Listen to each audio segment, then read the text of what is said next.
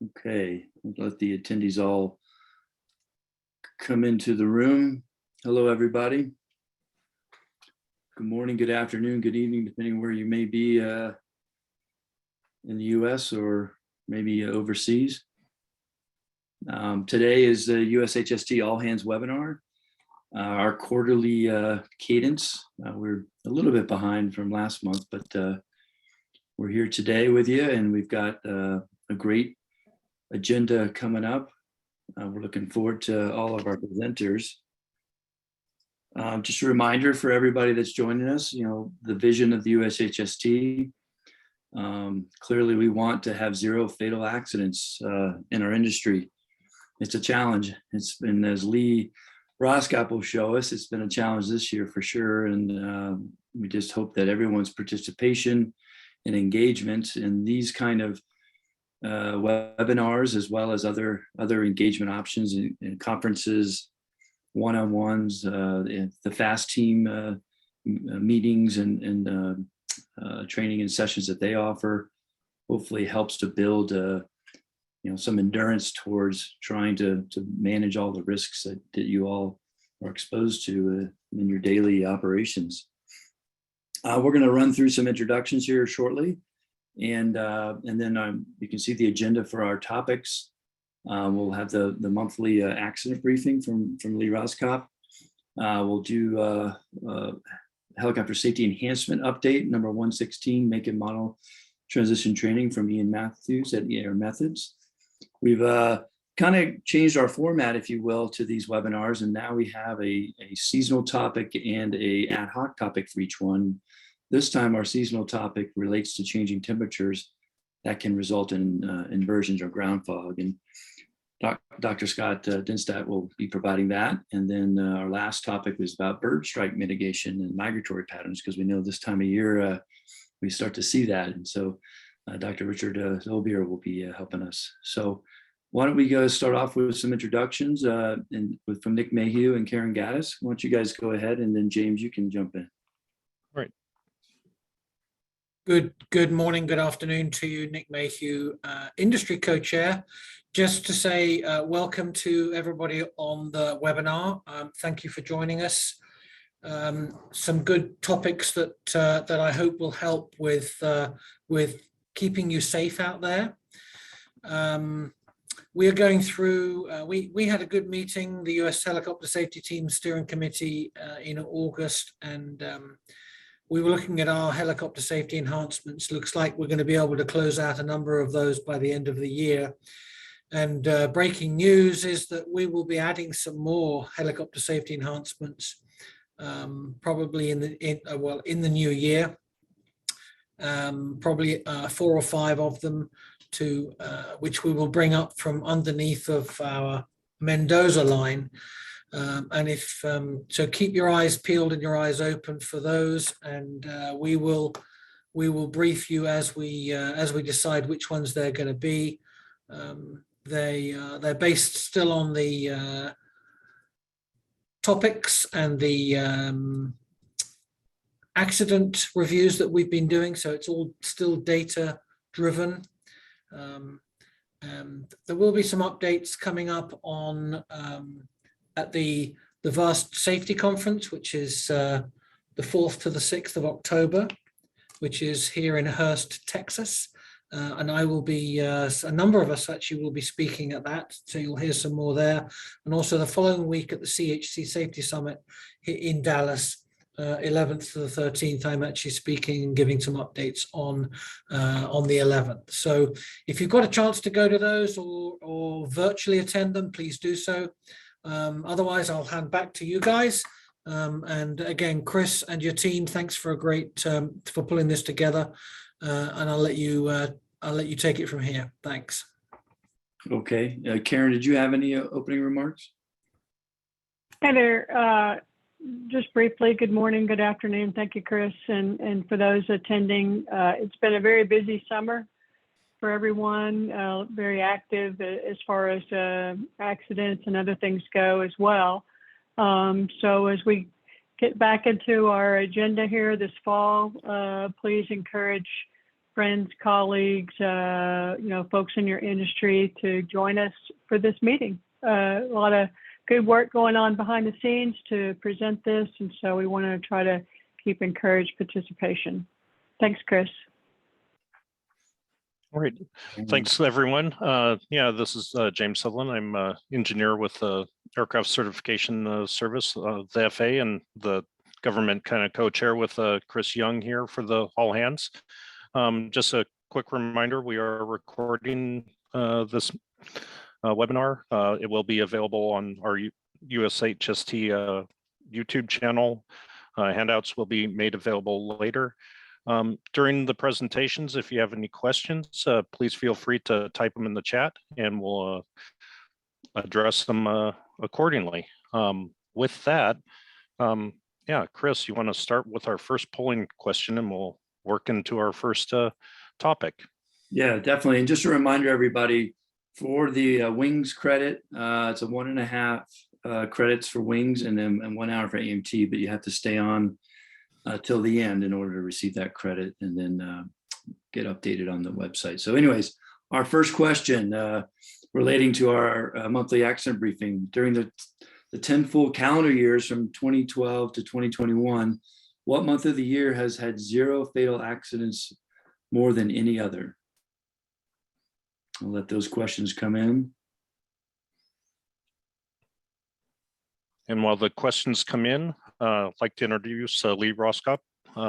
Lee, if you want to take control, Lee's one of my fellow engineers in aircraft certification. Off to you. All right, thanks, James. Get the screen share going here momentarily. So last votes are coming in. Yeah, we got about 76%. So why don't we go ahead and close that and show the results. Let's see. Whoop. Oh, are we sharing? Can everyone see that? So it looks like the majority. I think Lee's sharing. Yeah. Yep. Oh, go ahead. Sorry. I was just gonna say, it looks like the 38% of y'all that voted picked November, and that happens to be the correct answer. So with that, go ahead, Lee. All right, can you all see my front slide screen, or are you looking at my other screen? No, we can see your accident slide. Okay, perfect. Great, thank you. So again, welcome everyone for this month's update on the U.S. helicopter accident data. So Lee Roskop again from Era 723 Fleet Safety Section and Safety Analysis Team for the USHST. And revisiting, consistent with the vision and some of the things that Chris and James were briefing on the front end here. Our goal, USHST goal, is still by 2025 to have a 5-year average fatal accident rate at 0.55 per 100,000 hours or below. And the blue line that is shown on this chart shows where the progress is for that. We currently, through September 20th of 2022, that 2018 to 2022 timeframe, we're sitting at 0.8 per 100,000 flight hours. So obviously been on this upward trajectory, which is not what we want to see, but we continue to engage in the active efforts to turn that line the other direction. And all these rates are calculated based on the fatal accidents from the NTSB, and the flight hours come from the FAA's General Aviation and Part 135 activity survey. Of note is the survey results for 2021, calendar year 2021. We'll be posting within the next 3 months or so. We got forecast hours for 2022, and the forecast is for 2.7 million flight hours for this current year. So to frame the information just a little bit differently, some of our key metrics are this is our baseline data for 2014 through 2018 that the fatal accident rate reduction was based off of. In goal here on the right with the green bar, and then everything in the middle is time frames of decreasing a shorter amount of time for each one of these. So for the average in progress, we saw that on the previous slide, 0.8 per 100,000 flight hours. For only the 5 years that will be included in the USHST's calculation of that 5-year goal, we have just under 3 years worth of data figuring into that right now, and it's at 0.78 for our current year, January through September, 0.7 for the current month, 0.43, and that's a summary of where all the fatal accident rates stand for those various timeframes. Give me an idea of what those look like for counts. The blue line that's shown here shows a cumulative count as you move from January through December timeframe, and it's for the 2014 through 2018 timeframe. The green line superimposed on top of that is our 2022 fatal accident count. So as you can see, we've mainly been following that historical line a little bit either side of it for the first 9 months of the calendar year. Now, ideally, in order to reach that 0.55 per 100,000 flight hour rate, 17 fatal accidents a year is the threshold that really, once you exceed that, if you figure between 3 and 3.2 million flight hours per year, you're not going to reach the 0.55 rate. Now, I did say 3 to 3.2 million flight hours. We've seen the flight hours have not quite been at that level the last few years, and I mentioned on the previous slide that for forecast for 2022 is about 2.7 million flight hours for U.S. helicopters. That being the case, we would need to see no more than 15 fatal accidents in a year to be at 0.55 or below. Giving an idea of the rates feeding into the current calculation of 0.8 for the 5-year average. You can see that so 2018 and forward are the ones that go into to that calculation. We have been parked close to that 0.8 standpoint for each one of those years, so we haven't seen a lot of volatility. Current year is trending a little bit lower than that, but we'll see where we end up. And this we can expect. The 2021 rate, we will make an adjustment to that over the next 3 months or so once those 2021 flight hours are finalized through the FAA's GA and Part 135 activity survey. Fatality rates, 1.2 per 100,000 flight hours right now. We've had 14 total fatalities so far in calendar year 2022. This metric may or may not be useful to you, but with the 24 fatal accidents and the with the ratio of fatal accidents and fatalities right now, it's coming out to about 1.7 fatalities per fatal accident. Well, that 0.7, it's pretty worthless in terms of you either have a fatality or you don't have fractions of fatality. The only reason it's helpful is that is in line largely with where our recent history has been. So obviously, our goal on that is to continue to push it lower and ultimately to zero. For our accident rates, currently sitting at 4.89 per 100,000 flight hours, and for accidents, this would include non-fatal and fatal. So it's really a total accident rate. We had accident totals through the summer months in the mid-teens to higher teens. So that's part of the reason for the higher rate.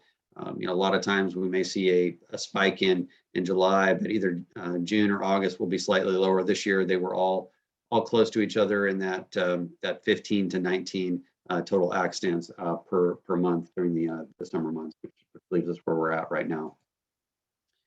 In terms of the fatal accidents by industry so far this calendar year, I just thought it would be interesting to display it this way instead of through some of the other charts I usually use, just to give you an idea of the counts and percentages.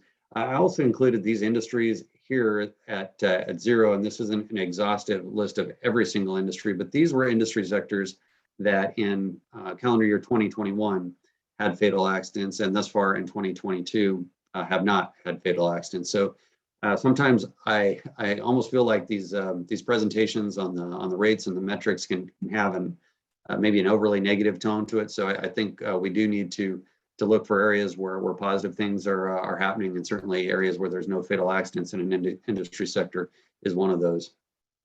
I thought might also be helpful to show you areas where there's been an increase or a decrease. So what you see off to the right of each one of these bars, if it's a red box and it has a number there, that shows you how much the count has increased over the previous calendar year. And if it's a green box with a negative number in there, that's how much it has decreased over the previous calendar year. So for all the struggles I think that we've had with personal private over the last several years, at least so far in the calendar year, at least it's one less in terms of the pace than it had been previous calendar year. Aerial application, same thing. And then of course all these industries I mentioned here on the bottom that also saw decreases so far this calendar year. Looking at all accidents, both fatal and non-fatal for through almost 9 months of 2022. The three that historically occupy 55 to 60% of our total accidents are, it's no change this year.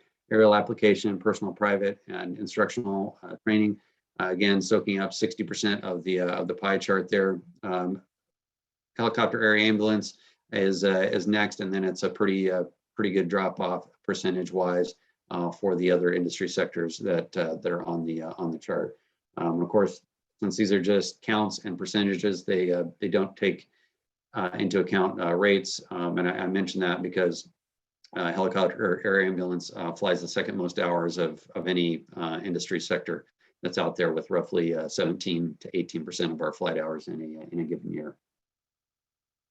Just a reminder too, all the information that I present here, you can get this on your own if you so choose via our helicopter accident dashboard that the FAA now has. It's updated weekly and includes all the metrics that I send out in the monthly accident briefing. So we've got a QR code for that now. So if you'd like to use the QR to access that, save it as your favorites. If you would rather use this convenient 128 character address, screenshot it and be patient typing that in. The other avenue, HAI always is good about making things easy for us, and this is no exception. So you go to the rotor.org webpage. Right in the center of the screen there is safety. From there, latest safety reports. And then if you click on United States, one of the top entries there is going to be the FAA rotorcraft accident dashboard. So several different ways to get there. I just would encourage you to save one of those and visit it frequently if you want to stay in the know on the latest and greatest what's going on with accident trends in the U.S. And if you haven't seen it before, this is just a snapshot of the various screens that we have on that dashboard now. In addition to the front end fiscal year breakdown, we also have historic breakdown charts, as well as make model charts as well. So that's a wrap on this month's or this quarter's update for our accident data. Again, we have a QR code for the USHST's website as well, so please visit that and check out our safety enhancement work there. Thank you. Thanks, Lee. We'll just see if anyone has any questions. Reminder, as James said, just go ahead and type those into the chat, or there is a Q&A function at the bottom. There's a little bar with all the different options. We'll wait a couple seconds here to see if anything comes in. Yeah, so far it looks pretty quiet. So as always, thank you very much, Lee. Excellent job. Oh, you're welcome. And let's all keep thinking about how we can reduce that those trends. Obviously, safety is one of those things you can't think about when you have an event and you're in the cockpit. We need to think about it before we walk to our aircraft. So with that, I still don't see anything, so we might as well move over into the next item. So it's going to be the helicopter safety enhancement review of HSC 116 make and model transition. With that, Chris, you want to move over to the polling questions, and then we'll let Ian Matthews of Air Methods take over. Okay, why don't we go ahead and load that next question. Okay, how would you define transition training? There's a number of different options. Training in an unfamiliar aircraft, certificated under a different type certificate. Training in an aircraft of similar type certificate, but different operational capabilities or characteristics. Training in an aircraft with new or different avionics or cockpit displays. And the last option is all of the above. And we've got about 70% of folks participating so far. We'll let that continue to roll. Get a little more response. All right, why don't we go ahead and end that poll and share those results. And everyone selected all of the above, so that's a good pick. We'll let Ian expand on that one. Okay. Thanks, Chris. I don't know if that was a good question choice or a bad question choice, but certainly telling of kind of the effort that went into the HSE. So Ian Matthews, I'm the Director of Operations for Air Methods. The answer actually, and it is in some of the outputs from the HSE, and again, is kind of indicative of some of the problems that we were trying to solve here. So the definition that we landed on in the HSE was a pilot who holds the appropriate category and class ratings and will receive training in a new or unfamiliar aircraft of a different certificate, a different type certificate. So what that means is the term transition training has kind of been used, broadly, generally in the industry to describe training and maybe a new or unfamiliar aircraft. And we wanted to be a little bit more descriptive about what that was, to focus on exactly what the problems were, and provide some solutions to the accident rate. So I'm going to share my screen here.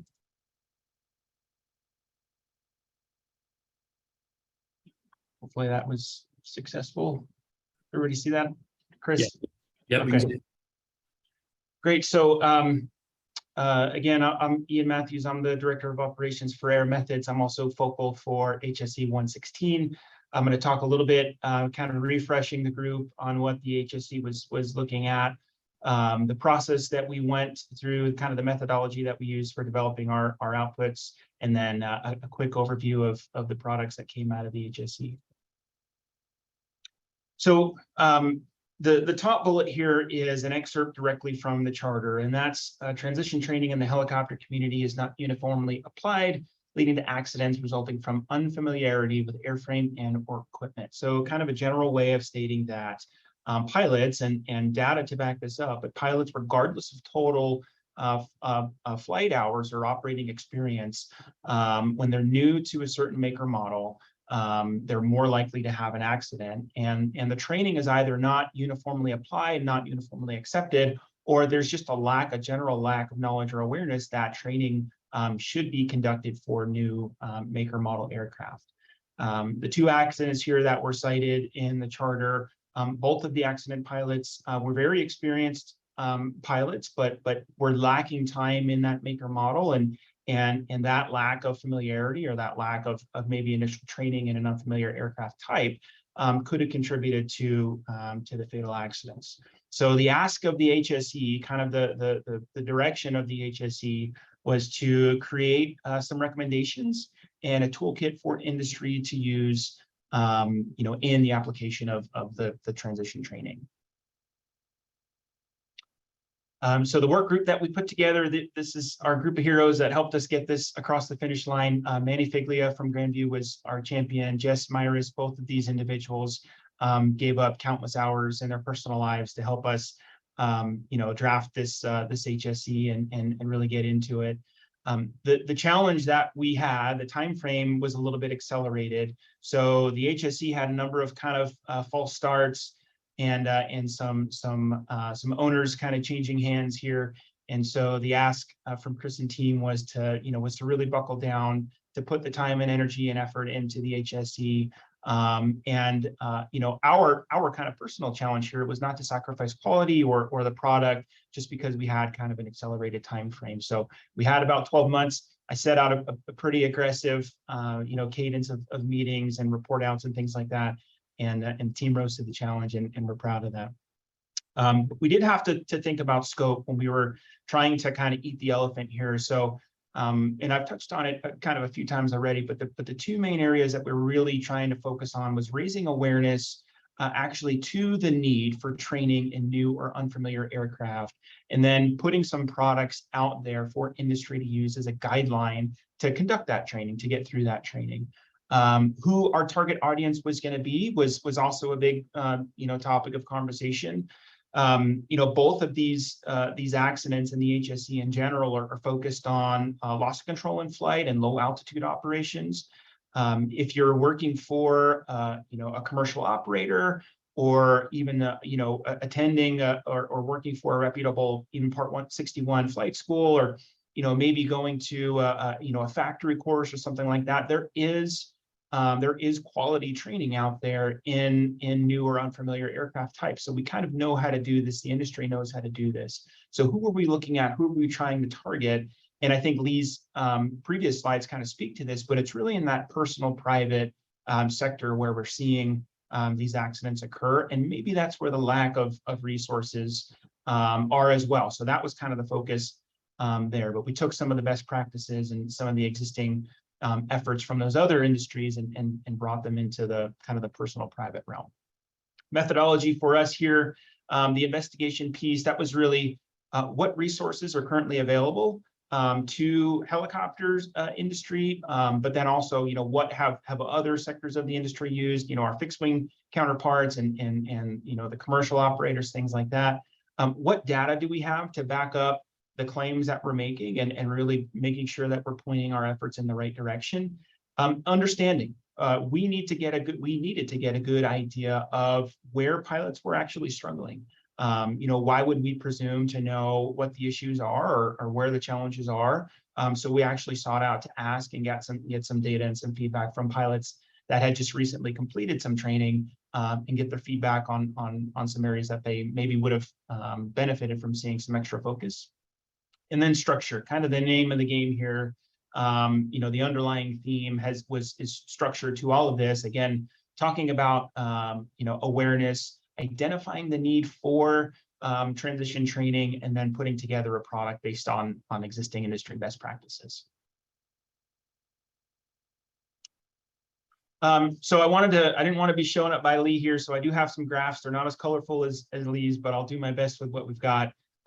These are some results and questions that were sent out to pilots that had just completed differences or transition training.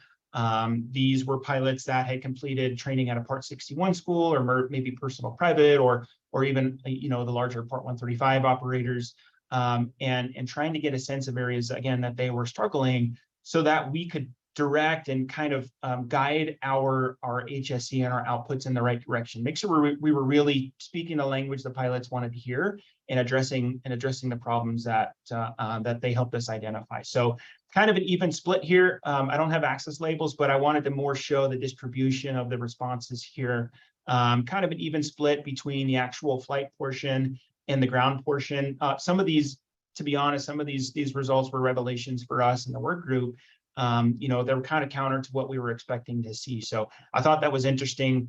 I think most pilots, I would have assumed that most pilots kind of struggle with the academic portion, and the flight portion usually comes a little bit easier because you have that kind of tactile sense, and it's a little bit funner, to be totally honest, but a pretty even distribution there.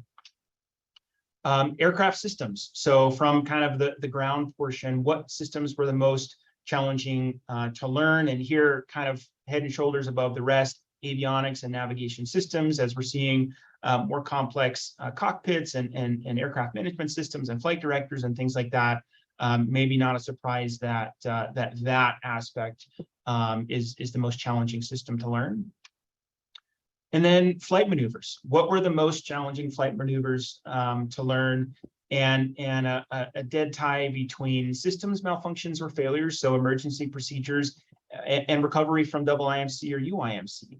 And for us, for the safety team, for the industry, and kind of the training environment, critical areas. I mean, these are when skills and knowledge, the application of those is really the most important when the pilots are being tested the most. And these are the areas that they're struggling with the most in the training environment. So just things to kind of take note of, and as we go into training and we're bringing up unfamiliar pilots. Okay, so the outputs, the awareness campaign, we're kind of lovingly referring to as the one pager. It's actually about a page and a quarter now, but this, we wanted it to read, we wanted it to be a little bit more plain language. We wanted it to read more like a periodical. And if there was nothing else that you saw from the HSE, if it was this, then we consider it to be successful. And that is just identifying the fact that you do need training when you're getting into an unfamiliar aircraft, even if you've got several hundred hours in a certain aircraft type, but you're getting into something with maybe a new avionics package or new cockpit displays, or that kind of that false sense of security that you know how to operate the aircraft because you've got time in type, but maybe not time in aircraft with that kind of avionics presentation or something along those lines.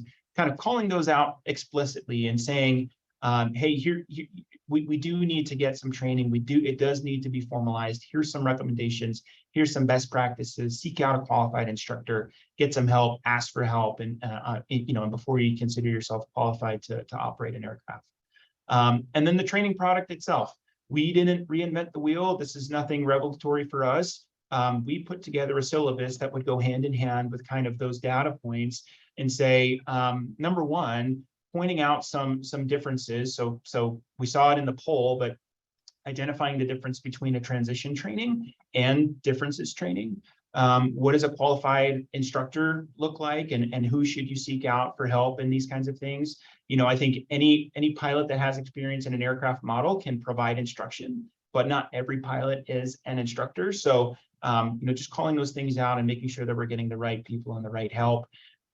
Doing a risk assessment. So a risk assessment is part and parcel to every aviation operation that we do nowadays, and this we should be no different. So we have kind of the traditional pre-flight risk analysis or flight risk analysis tools out there, but what we wanted to do was allow the individual seeking instruction and also the instructors providing kind of a tool to use to identify the significant differences between the pilot receiving instruction and the aircraft in which the instruction will be given. So where do those differences lie? Is it in, maybe a drive system like a traditional tail rotor versus a fenestrine tail rotor, for example, maybe an autopilot or an AFCS system.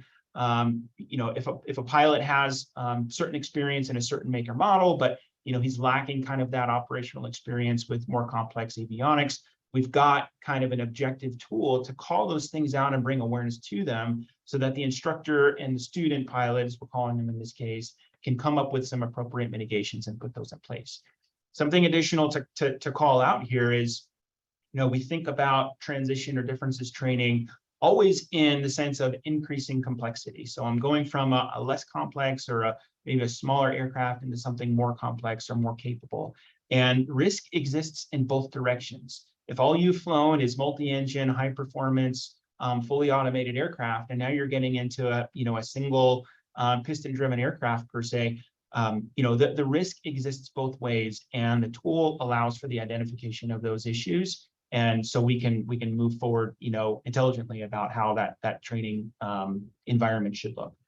And then the flight and ground syllabus. This is kind of standard fare.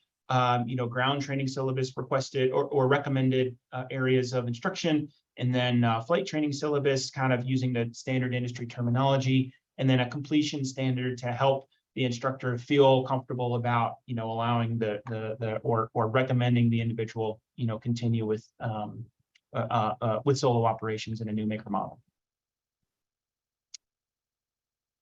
So these are the two products. This is it. This is the one pager and the training syllabus. Next steps for these two products: a little bit of window dressing, maybe some graphics and some formatting and things like that. But these will be pushed out to industry and available. USHST materials and things of that sort. So it's really just kind of getting it out there, getting it in the hands of the individual that can put it to good use. And we're proud of this. This represents a lot of hours of some hard work and some dedication in getting this done. So I appreciate the team. I appreciate Chris and the USHST for having the faith in us to get this done and across the finish line. and we're proud, and hopefully this meets the intent and helps us reach our goals. So I don't know where I'm at for time, Chris, but that's all I've got. Appreciate y'all letting me speak on this today. It's something that we're proud of, we're passionate about, and I'm happy to take any questions. Thanks, Ian. That was great. Remarkable, the findings related to the challenges with the actual flight training versus the academic round, the unintended IMC, which we know is a significant contributor to accidents that we've been having, and then the navigation, the avionics component, understanding and getting better at using the navigation piece, and the distraction, the digital cockpit, and the distractions that these new avionics provide. So all interesting stuff. Thank you. Thank you. Yeah, I'm not seeing any new questions popping up, but yeah, the avionics upgrade is always an interesting one. I'm sure a lot of the people calling in are familiar, but most of the major avionics manufacturers do have simulators available, like Garmin or Avidyne. Yeah, if you're transitioning to a new navigator, use those simulators, and I found it was immensely helpful when I transitioned from some GNS to GTN. So yeah, again, when you need it, it's not when you want to try figuring it out or pull out the manual. Well, no other questions, it looks like, but that, for folks in the audience, don't hesitate to add the questions later if you need to. We'll have a little bit of time at the very end to review quickly any additional questions you might have. All righty. All right. Hey, thank you very much, Ian. Thanks, Ian. Great job. Yeah, with that, we'll move in to our next topic. It's a seasonal topic, changing temperatures that result in inversions or ground fog. We have Dr. Scott Denstedt, founder of Easy Weather Brief, will be presenting today. With that, Chris, let's go ahead and pull up our polling question. All righty. So the question we've got, true or false? Radiation fog is likely when the surface winds are less than 5 knots. The sky is mostly clear and the temperature and dew point at the surface are equal. True or false? And we'll let those answers come in.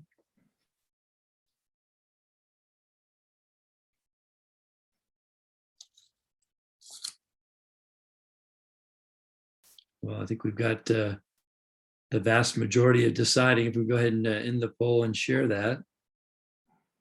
And 93% of you that voted chose true. Very good. All right. We're ready to begin. Scott, go ahead. All right, so you should be looking at my screen, right? Yep, we got it.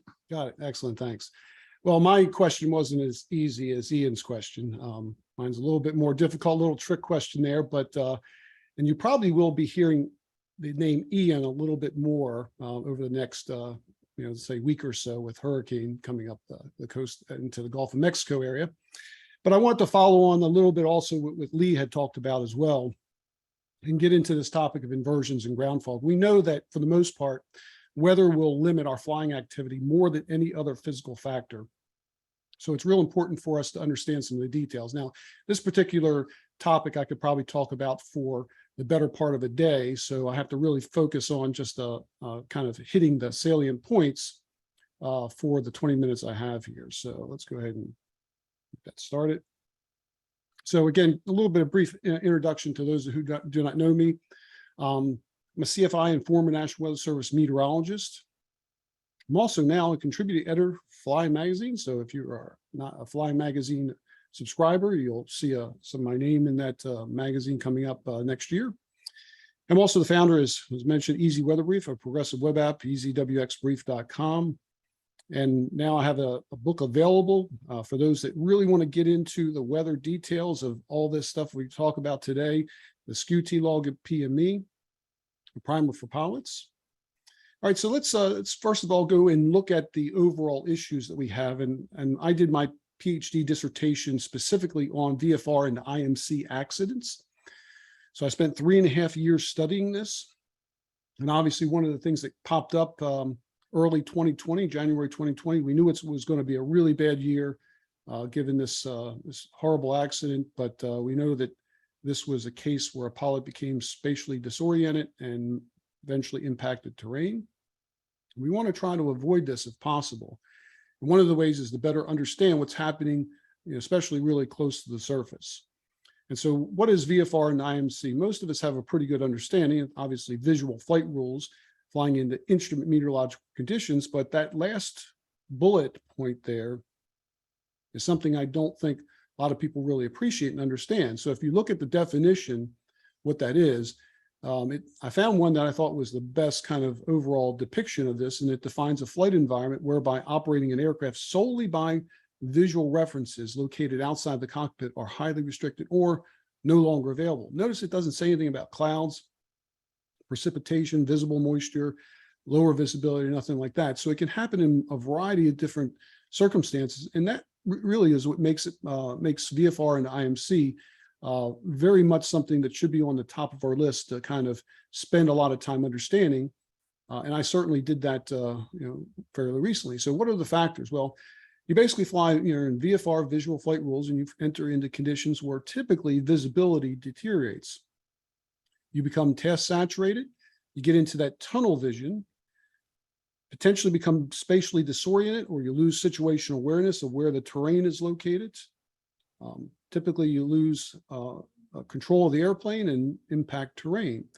It turns out if you study this really carefully, you'll notice that if you look at 75% all weather-related like GA accidents in this case, one or more of these are listed. And that's pretty interesting because a lot of times we think about things like turbulence and icing, but in the case of this particular situation here with VFR and IMC, but in general, overall, weather-wise, this is what we see in most situations. So weather is listed as the primary cause of 35% of accidents.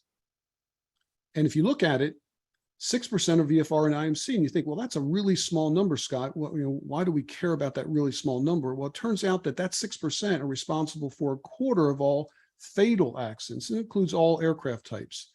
So that's something that we definitely want to focus on in any of our training, and we want to get specific about how this all develops. Many of these are low-time pilots, but it also affects pilots that even have fairly large number of hours. So radiation fog is one of those things that is very common no matter where you are in the country, or even in Canada or Mexico. It affects a lot of different areas, but radiative cooling is perhaps the most common way that fog forms. And certainly it can form in the vicinity of warm fronts and such. Radiation fog is that case. And again, it can occur in just about any location. And it tends to be the most dense fog that you'll ever see. It usually occurs in the late evening hours, persists into the overnight hours and into the early morning hours. And fog, unfortunately, is one of those things that's very difficult to forecast. And forecasters spend a lot of time trying to pinpoint that exact timing. And so if you're an early riser, you might wake up and see that, oh, it's not too bad out. It's not much in the way of any significant fog. Get to the airport and you find out, wow, where did that come from? So that happens a lot in situations where just as the sun is rising tends to be the point where we sometimes see the lowest temperatures. And so it's common to assume that radiation fog forms, as the question we talked about, when the sky is clear, surface winds are on the calmer side, and there's very high relative humidity, meteorologists call a small dew point depression and temperature dew point spread near the surface. And certainly all these can apply, but the actual information, as I've been studying this, it's really more the fact that, just because the temperature and dew point are equal does not mean that's going to equate to fog. The sky can be very clear in this situation.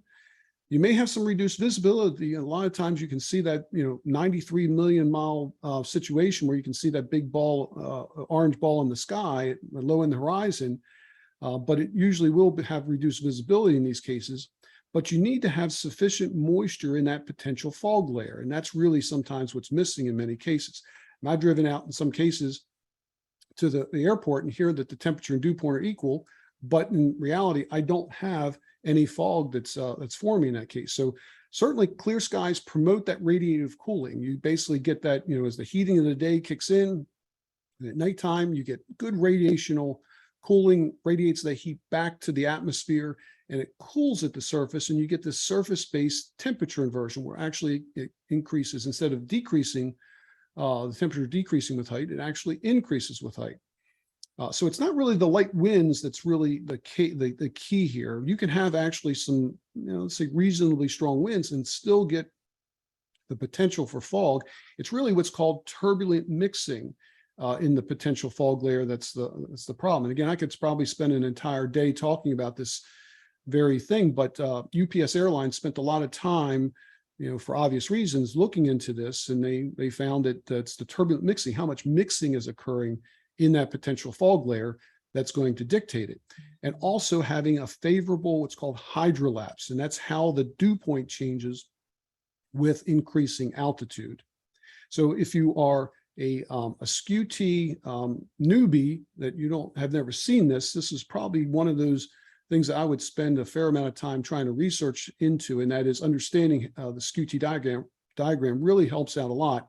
And you see here that we have the Earth radiates a lot of its heat to the atmosphere in the overnight hours. And you wake up here in the morning, early in the morning, you could potentially see a pretty significant temperature inversion. You can see down at the bottom here, the temperature increases. So over a period of or an altitude of about 700 feet, you're going from a temperature of about maybe in the 8 degrees or 9 degrees Celsius range all the way up to almost 20 degrees Celsius. And that temperature inversion is essentially very essential to producing radiation fog. But what you'll see here is that the dew point temperature, instead of taking a hard right turn, it takes a hard left turn. So even though the temperature and dew point are really close together, or even could be touching in this particular case at the surface, does not necessarily mean that there's going to be fog. You need a favorable, what's called hydrolapse. And a favorable hydrolapse is one of those scenarios where you're going to see a situation where the dew point temperature will actually increase with increasing temperatures as well. And what causes that, or what that contributes to that, is a lot of different aspects. For instance, the wind direction is really important here. In this case, the winds here at Raleigh-Durham are kind of from the south and southwest here, you can see in the lower right. If those winds are more out of the maybe east, in some cases, you can bring in moisture, even if it's not a lot of wind, bring in moisture off the Atlantic Ocean. Or if you're next to a lake or a river, that also can kind of help out in terms of bringing up the hydrolapse in the area. And it could also be areas of where areas may have received a lot of rainfall in the previous day, can also contribute to having a lot more moisture near the surface. And so here's a good example. I live in the Charlotte area, and we see this quite a bit. You notice here about 1Z or so. This is in February, very common for this situation to occur in February. We do have lighter surface winds. You can see that little circle up there in the upper right. That means that you have calm winds, and typically you have pretty calm winds in that first, let's say, 1,000 feet or 500 feet or so. But you can have even stronger winds, up to maybe even as much as 10 knots of wind in that particular area. In this particular case, there wasn't much in the way of turbulent mixing. But you can see here a low level or nocturnal surface space inversion really starts to develop kind of in the early evening time frame, about 1Z. And you can see at 2Z, what ends up happening is that inversion deepens a little bit more at the surface here. Again, the winds stay fairly on the calmer side at the surface. And you see how that dew point temperature now kind of is starting to lean also to the right here. So that, again, is indicative of when you could possibly see that potential fog. And by 4Z, we're talking kind of in the middle of the night here, you can see how the temperature and dew point now fold over each other. In that case, you have that really significant amount of potential for a fog layer in this case. And this is all through what's called a forecast model, not necessarily through any kind of a radiosonde or weather balloon. This is a forecast model that can predict the weather. And you can see this happening, as far as 12, maybe even up to 24 hours in advance to kind of suggest it. So if you're flying out of an airport that, let's say, has a terminal forecast, great. use that because terminal forecasts are developed by highly trained meteorologists. However, if you're flying in and out of an airport that does not have a terminal forecast, what do you use? Yes, you can possibly use model output statistics, but even those can be limited by the specific airport. So it's a really good idea to be able to look at products like this, because you can zoom in essentially at a specific airport anywhere in the country. In fact, anywhere in the world, if you use the right forecast model to kind of detect what's happening in the lower part of the atmosphere. And this is really what you want to see. And essentially what you're looking at is, this is very common from everywhere from, you know, the October-ish timeframe all the way through until we get to the March time frame, for very seasonal. But in some cases, even in the spring and summertime and early fall, this can happen as well in many of those situations. So just one last point here, and this is really key to understanding in terms of understanding what's happening with the big picture weather. So you see here, there was this accident that occurred, some kind of pickup truck that evidently went over the guardrail and kind of you know, had a really horrible situation for that driver. You can see there's first responders there trying to do their best at helping that out. And you know, I don't know whether or not this person lived through this or died, but in the end, when you're looking at fine details like I showed you, they are very important, but the big picture, that big weather picture, is by far more interesting to kind of look at. So obviously in this particular case, this big picture tells you a lot more about what could have happened. So even though you might be spending a lot of time looking at those terminal forecasts or model output statistics, you remember that big picture weather. Where is that air flowing from? Is it flowing from a source of moisture, especially at the low levels? Do you have a lake or river nearby? Are we dealing with dry continental air coming down? A lot of that can make a lot of difference, and certainly there's a lot to be learned there. All right, so there's my contact information if you're interested. EasyWXBrief.com is my website, and there's my email address at support@easywxbrief.com, and the site if you're interested for the SKU-T book. And that's all for me. Thank you, Scott. Yeah, excellent, Scott. I always learn something from Scott every time he presents anything. So thanks again. Trying to see if we have any questions coming up. I'm not seeing any yet. We'll give it another minute or so. So I think everyone that answered the question before answered true, and you know, the answer was false. Correct, yes. And Hopefully, go ahead. I just say that that's a common theme, is that it's a lot of those pieces and components are real important to this whole radiation fog problem, but ultimately there can be times where, you know, all that seems to be in perfect condition and you're like, okay, I'm going to expect radiation fog the next morning, and nothing happens. And this is, again, some of the issues we fall into.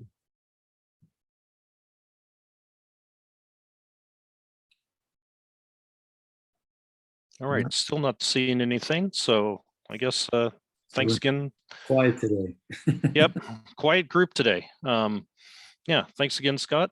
We'll move over to topic number 4. It's our ad hoc topic as we start getting into the fall migratory season. Bird Scott, strike. Oh, just real quick, if Scott, you could stop sharing, that way let's see here. switch over. It'll be at the bottom. Yeah, let's see here. So there we go. Thank you. oh, great. Sorry. Thanks, Chris. But yeah, next topic: bird strike mitigation and migratory patterns. We have Richard Dolbeer presenting. Yeah, with that, Chris, the next polling question. Alrighty. What percentage of bird strikes with civil rotorcraft occur at night? And a couple different options there: 10%, 25%, 40%, and 55%. So let's test everybody's knowledge. How smart are we about bird strikes and when they happen?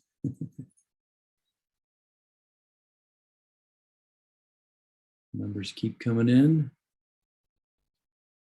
It's like they're holding steady right now. So why don't we go ahead and share that results, and looks like 40% of you all said 25% occur at night. And the answer is D, 55%.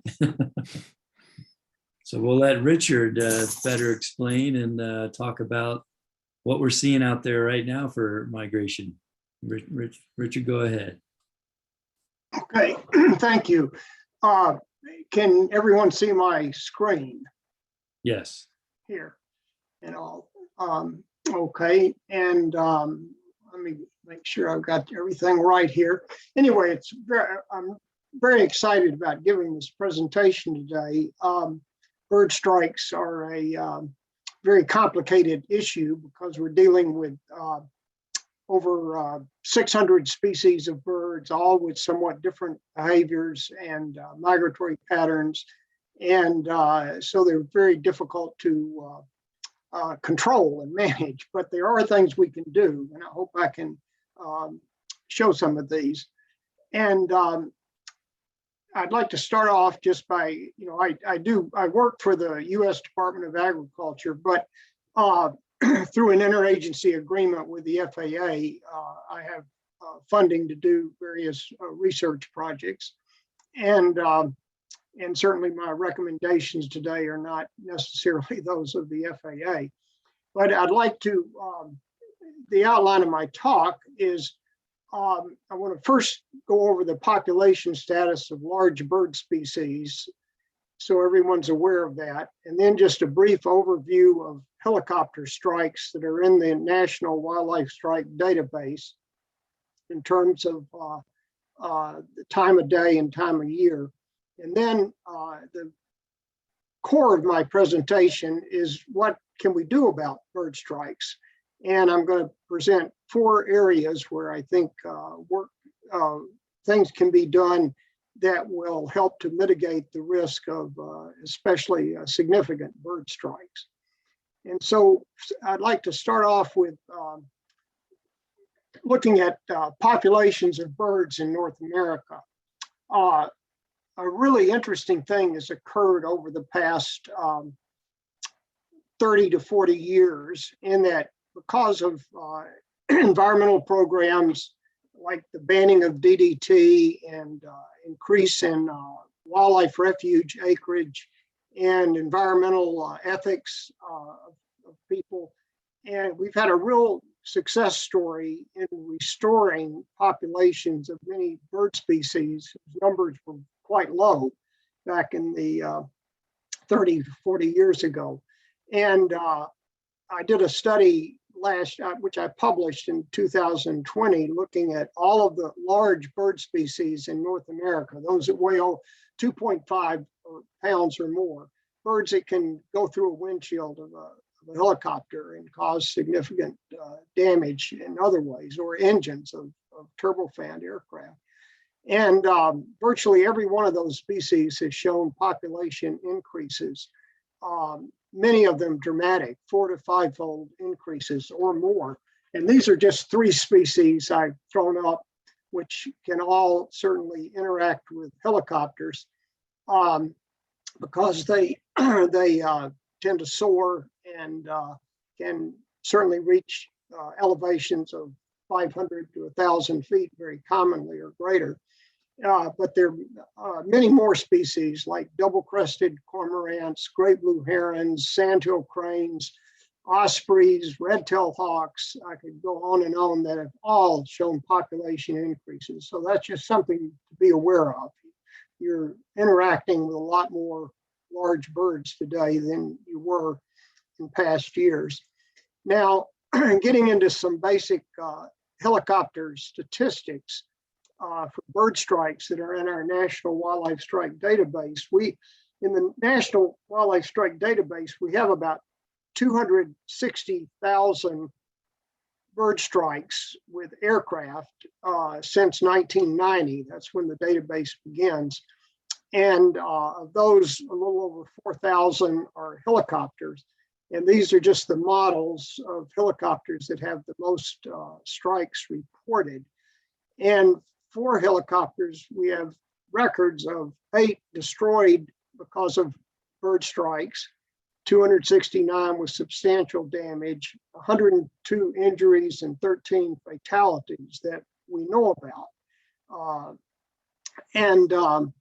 We've averaged about 310 strikes per year reported to the database over the last 5 years.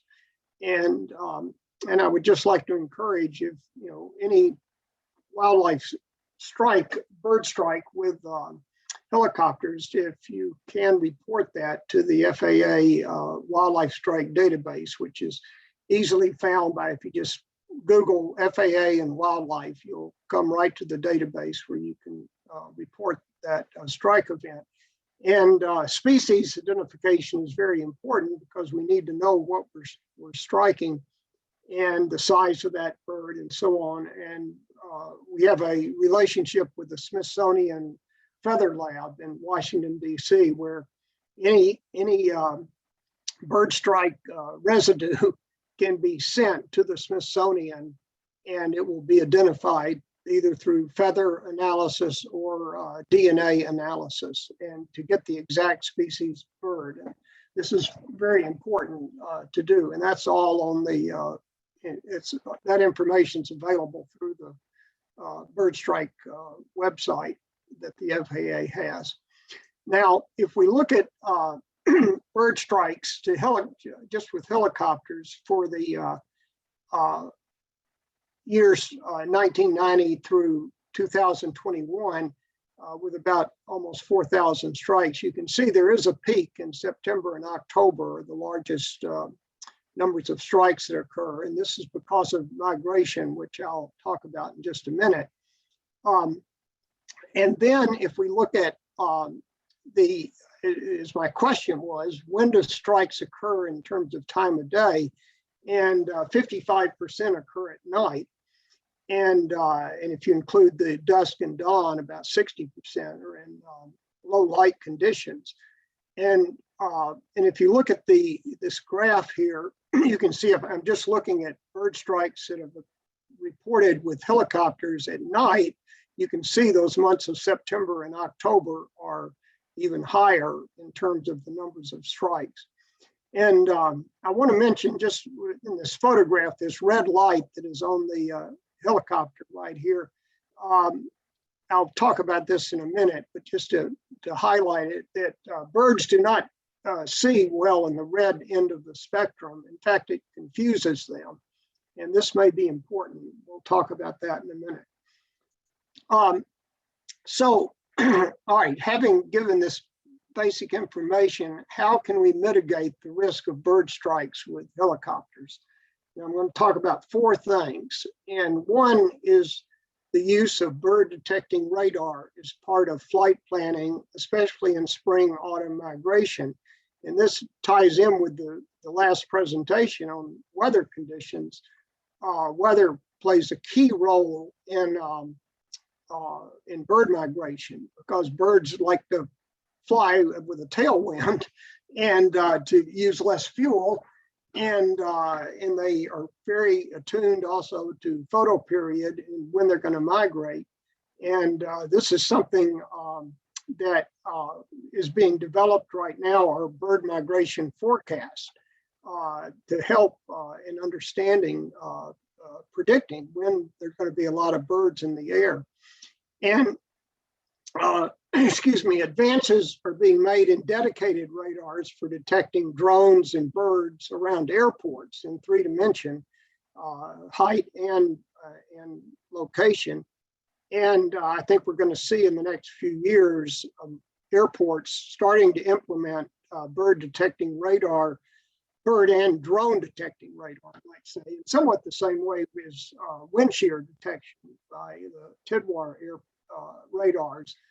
And I think that's going to be really helpful in preventing least hopefully preventing accidents such as the Miracle on the Hudson with Captain Sullenberger in 2009, where he flew through a flock of Canada geese at about 2,800 feet elevation of AGL, 5 miles from the airport. You know, there's nothing the airport could have done to prevent that strike, but bird detecting radar can help.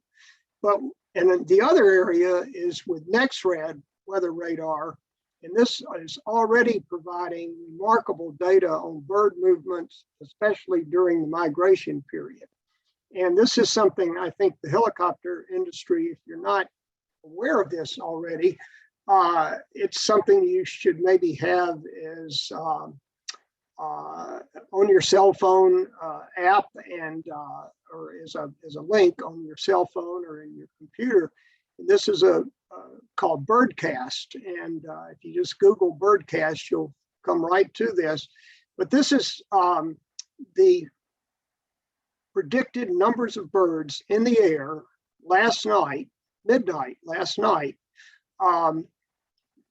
based on the 160 radar stations, NexRad stations, which have filtered out the weather, and they're only detecting the birds. You know, what we see on television, and when you look at radar, that's filtering out the birds and you're seeing the weather. But this is using various algorithms that have been developed. They can look at birds in the sky. And this is at midnight last night, an estimated 850 million birds flying, many heading to South America, Mexico, during this migration period we're in right now. And if you look at the numbers 2 hours ago at noon today, it's only about 75 million birds in the air, less than 10% of the birds in the air right now compared to then. And let me see if we can do this right now.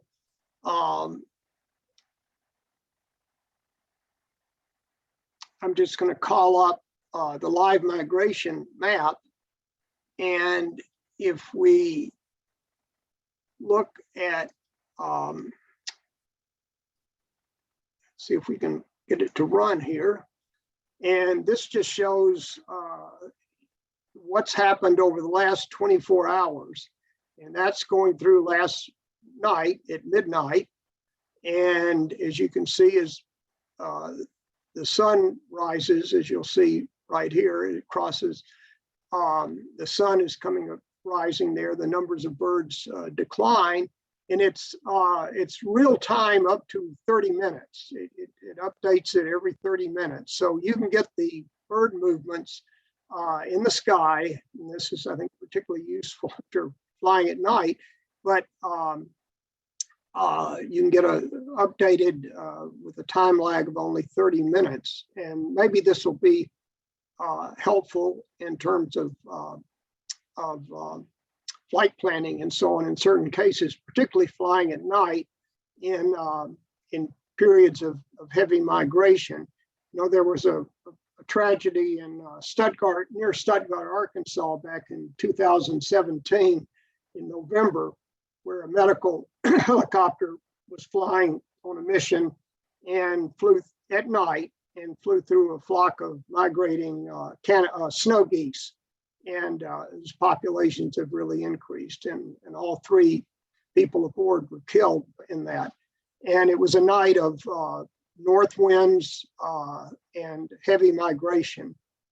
And so anyway, that's one area. Now, the second area of how can we mitigate the risk of bird strikes is to adjust the flight height above ground level. And I did a research study which showed, it's still remarkable to me that the results were so consistent.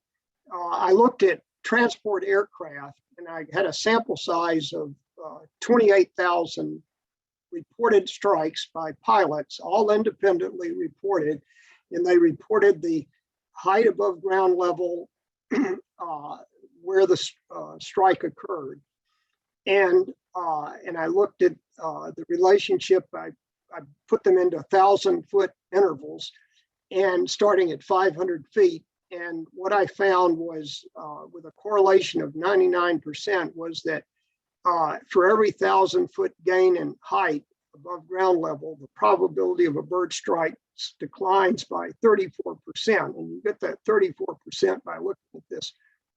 It's a negative exponential equation. And by looking at this coefficient here and converting that into percentage, you get a decline of 34%. And what that means is if you're flying at 1,000 feet and you increase to 2,000 feet, you reduce your probability of a strike by 34%. If you climb 2,000 feet, it's 56%, and 3,000 feet, 71%.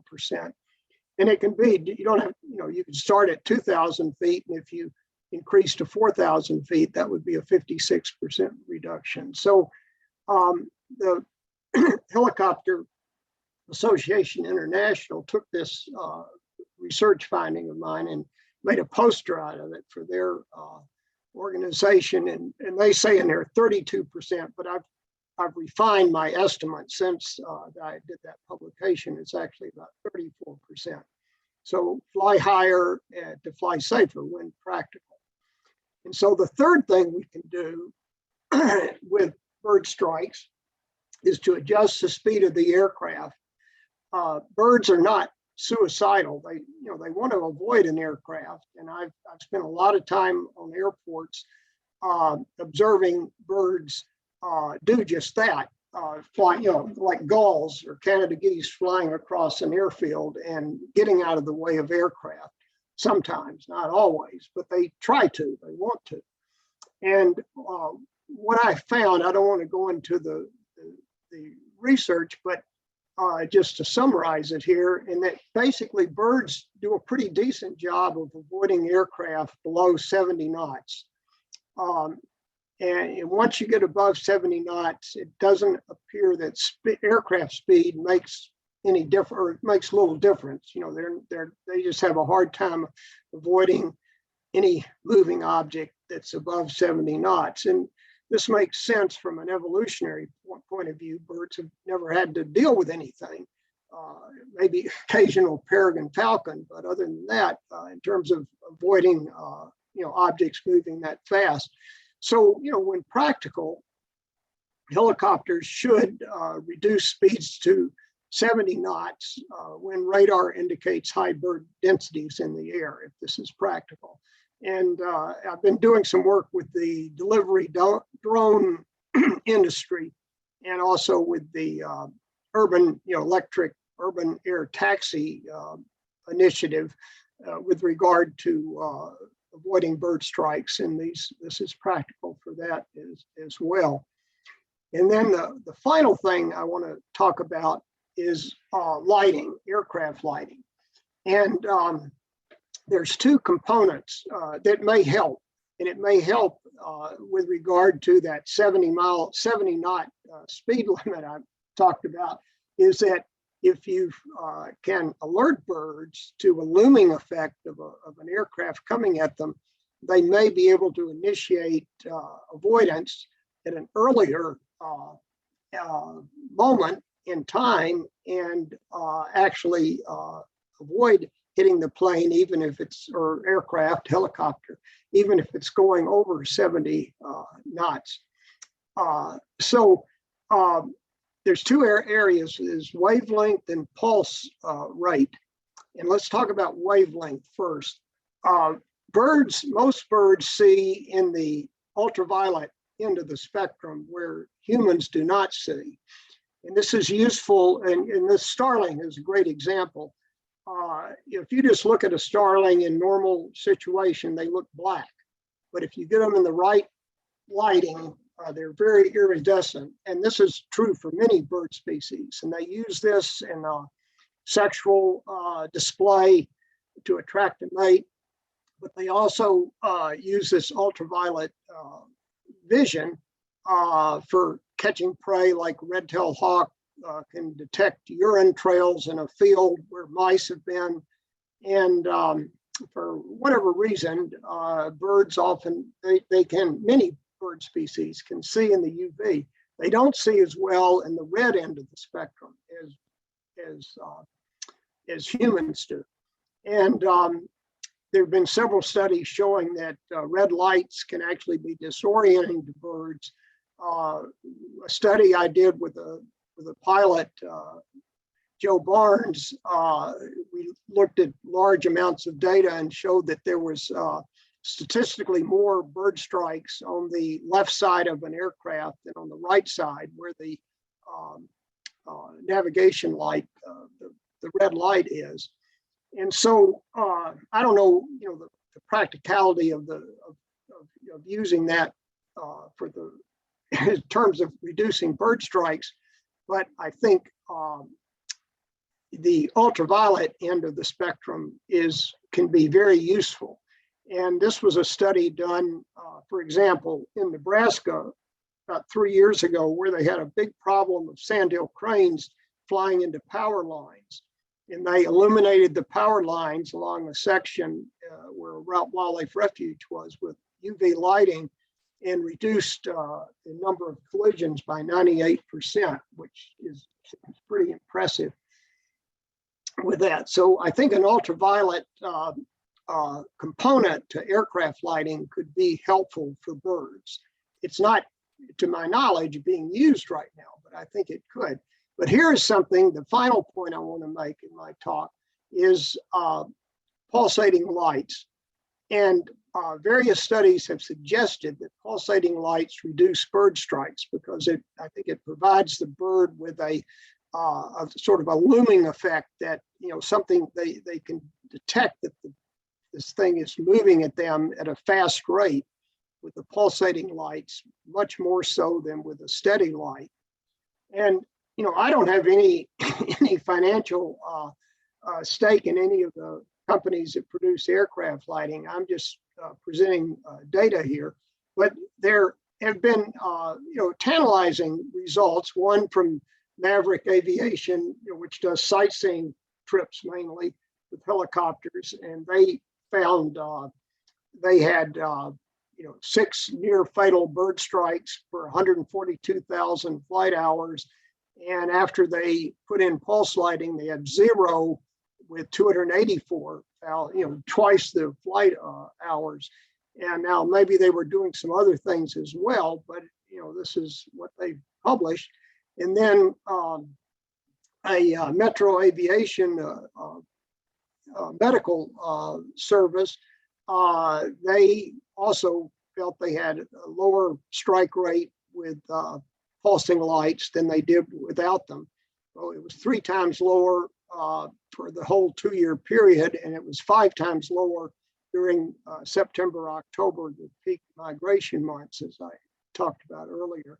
And then finally, Qantas Airlines did a study with pulse lights with their Boeing 737 operations, and they claimed a 30 and 66% decrease in bird strikes. So certainly, I think aircraft lighting can be helpful in alerting birds to a rapidly approaching aircraft and perhaps reduce strikes. I'd like to see some more definitive studies on this, but I think there's a biological basis for it, and it's practical to do. And the final thing is that we have the LED lighting systems now, which are very lightweight, low power.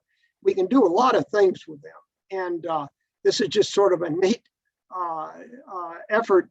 Some of the work I've done in the past has been dealing with wildlife-human conflicts in agriculture, and coyote and bear and wolf predation on livestock in the West is a big problem.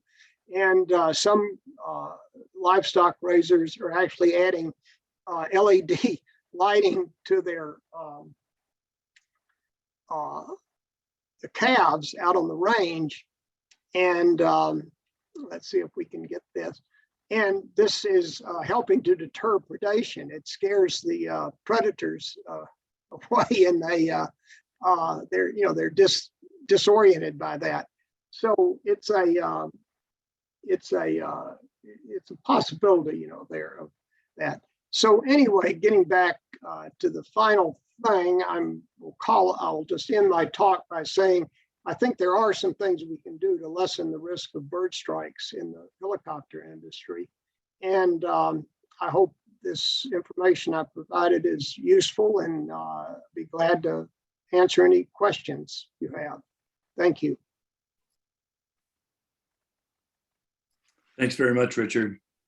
And we always have to put that disclaimer out there that no cows were injured or harmed in the testing of those LED lights. That's correct. Now, let me see here. How do I get out of this now? At the bottom of your screen is where you can stop sharing. Should be a little button pops up. It should be there. I'm just trying to pause share, stop share. Yeah, it's at the top of my screen. Oh, All right. My apologies. No, on mine anyway. Anyway, okay. I led you astray. We did have a couple of questions come in, James. I don't know if you want to cover those. Yeah, I'll go ahead and yeah, the first question, Richard, is from David. The question is, are you aware of a breakdown of bird strikes by mission? May be helpful to increase awareness for more at-risk groups. Now, by mission, do you mean define mission for me? I would assume probably in this case, like air ambulance versus okay. Yeah, personal, private. I can tell you, I did not break those down in our database. I can tell you we have a lot of strikes with air ambulances. That seems, you know, we put that in the remarks. We don't really track strikes by mission, so to speak. But I know we have a lot with air ambulances and in the database. And so I would say they would be and they do a lot of flying at night, of course. And that is probably the biggest group of strikes, I think. Okay, great. Hey, thanks. Hopefully, David, that answered your question, at least partially. Second question is from Wayne. What geographical areas in the US tend to have the most bird strikes? Well, most of them are on the coastal areas, and certainly for commercial aviation, fixed wing aviation, airports like JFK, LaGuardia, Boston have a high rate of strikes. Sacramento is another airport that has a high rate of strikes because of the surrounding valley, which is rich in agriculture and a lot of major migratory pathway. So the East Coast is certainly the hotspot for bird strikes, and but they occur all over the country. And I think looking at the radar that I showed you, you can see it depends on the time of year and a lot of different situations as to when strikes are going to occur. But certainly the coastal areas are the big areas. Great. Any other questions? Richard, I had a quick question. The one statistic you put up there is like for every 100 feet of altitude, there was a 34, I think you updated it, 34% less chance of encountering a bird strike? That's correct. Every 1,000 foot. 1,000. Okay. Yeah, 1,000 foot. There's a 34%, statistically speaking, that, it makes sense. Birds, the higher you go, the fewer birds there are and flying. And I was just, to me, blown away when I put these data together, how consistent that exponential decay was. When you consider that all those strikes have been reported independently, I can't see it where there'd be any bias in it. And so anyway, it's a 34% decline in probability of a strike for every 1,000-foot increase in height above ground level. Okay, great. And I am aware, you mentioned Dave Repcher's question and you answering about a lot of air medical. I do know that several air medical companies are beginning to install those pulsating lights on their aircraft now to help mitigate that bird strike potential. So that's good news. Yes. I don't see any other questions. Do you, James? Nope, I don't. Let's see. And we're coming up to the finish. So I think with that, thank you very much, Richard. Great presentation. So with that, yeah, Chris, did you want to bring up, we're always looking for help on HSCs. So Yeah, if yeah, go ahead. anybody is interested in helping, I did put the link in the chat well, I put several links in there throughout the presentation, so please be sure to check that out. I put the Birdcast link in there, and I also put in the FAA Wildlife Strike Database link as well. But the HSC, the Helicopter Safety Enhancement link, is in there that lists all the helicopter safety enhancements that are currently being worked on. I know Lee mentioned some new ones that would be coming down as well, but or Nick did, I think. But anyways, we're always looking for help, and we're always looking for volunteers. This kind of outlines kind of the USHST organization. It's been updated a little bit. We do have some new folks on the steering committee from academia, I think from Embry-Riddle, and I forget the other. From UND. Yep.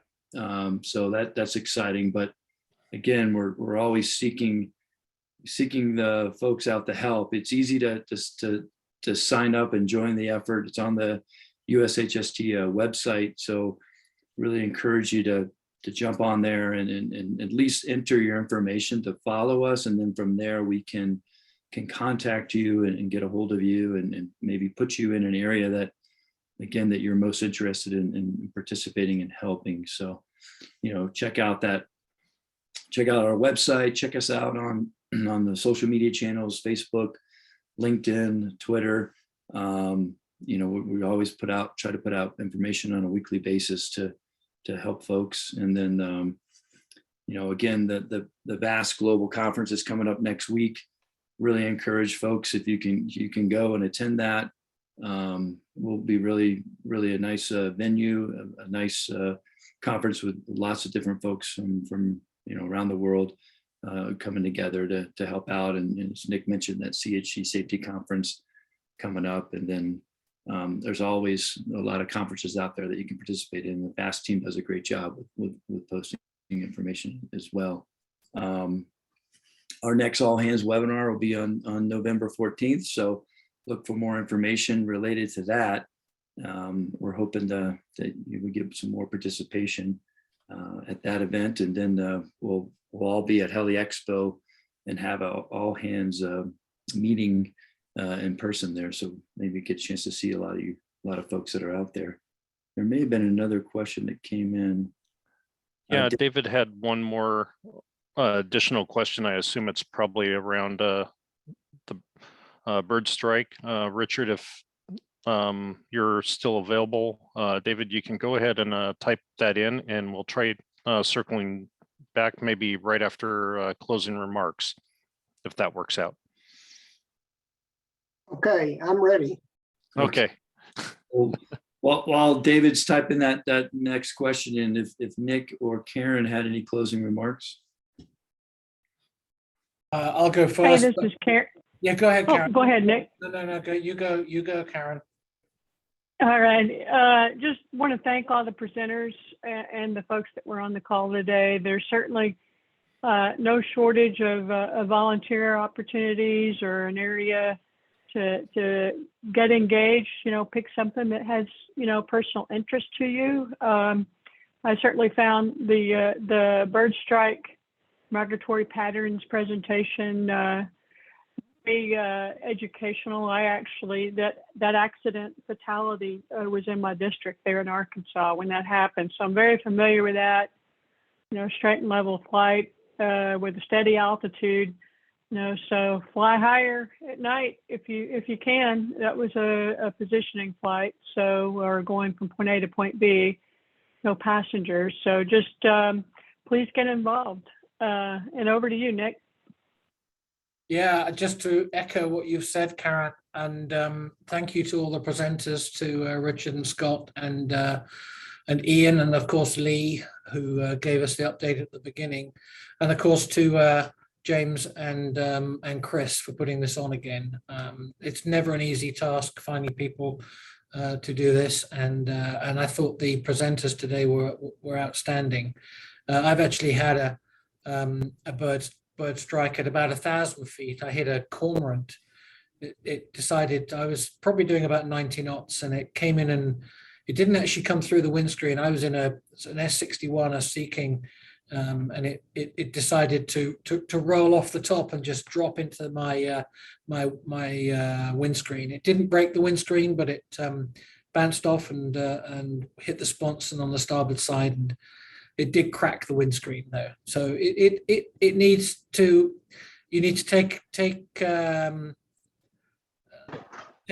care and fly higher, as we've heard, and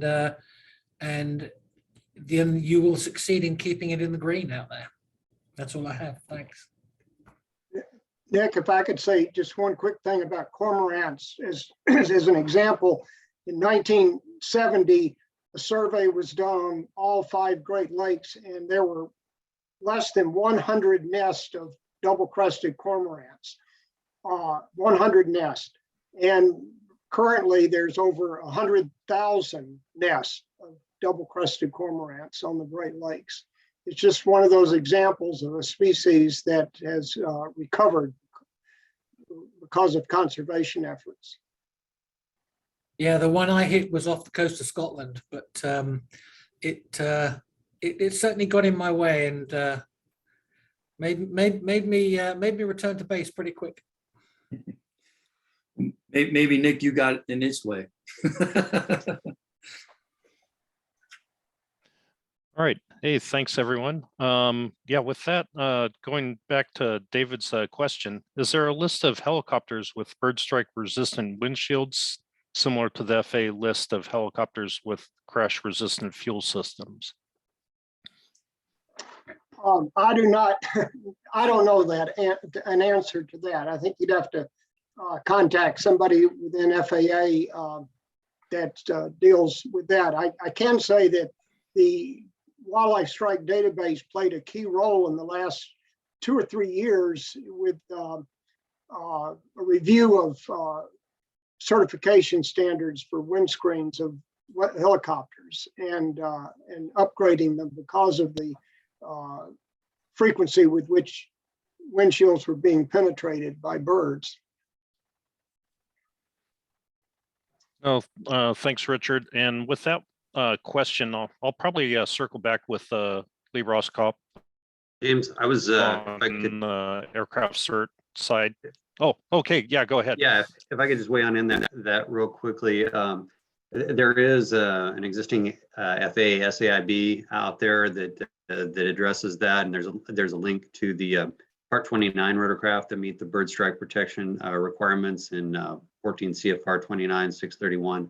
So it's AIR-21-17 is the SAIB, and again, there's embedded links that will take you not only to the list of rotorcraft that meet that 29-631 requirement, but also a spectrum of design and equipment features that are on this continuum that if you use those features, they're more likely to provide increased bird strike protection. Excellent. Thank you, Lee.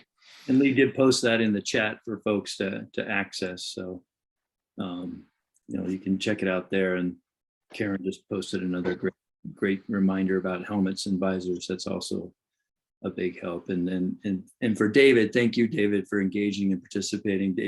David's on the HAI safety working group with myself and many others, and well engaged on the air medical side. So thank you, David, for participating. And I think that's everything. Yeah. Yeah, sorry we went a little over, but thank you everyone for your participation. And yeah, hopefully we'll see everybody next time. And yeah, like Nick mentioned, Nick and Karen mentioned, great job presenters. Thank you very much for your time. Thanks, everybody. Take care. Fly safe.